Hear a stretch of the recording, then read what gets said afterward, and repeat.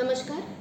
લોકસભાની સામાન્ય ચૂંટણી ગુજરાતમાં 7 મેના રોજ યોજવાની છે. હું ક્ષિપ્રાગ્રે, ચૂંટણી અધિકારી 25 નવસારી લોકસભા વિસ્તાર અને કલેક્ટર નવસારી, આપ બધાને અપીલ કરું છું કે આપ સૌ મતદારોએ 7 મેના રોજ મતદાન મથક પર આવીને પોતાનું અમૂલ્ય મત આ લોકશાહીના મહોત્સવમાં આપવું જોઈએ. હું અપેક્ષા કરું છું કે નવસારીની બધી નારીઓ પણ એની સાથે જોડાઈને આ લોકશાહીના મહાપર્વમાં અમારી સાથે જોડાઈ જશે.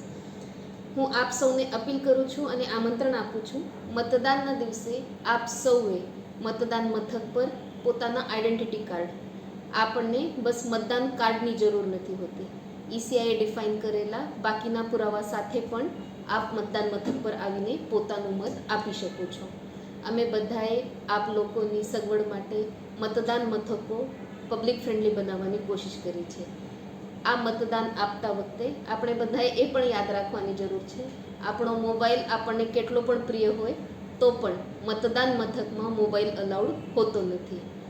આ 7 મેના દિવસે જે લોકશાહીનું મહાપર્વ ગુજરાતમાં ઘટિત થવાનું છે એને આપ સૌને અપીલ પણ કરું છું. આપ સૌને આમંત્રણ છે, 7 મેના દિવસે બધાએ ચોકસાઈથી, પ્રથમવાર ના હોય કે 100 વર્ષ ઉપરના હોય, 5 વાર આપેલું હોય કે ત્રીજી વાર આપતા હોય, બધાએ આવીને 10 મિનિટ દેશ માટે આપીને મતદાન કરવાની જરૂર છે.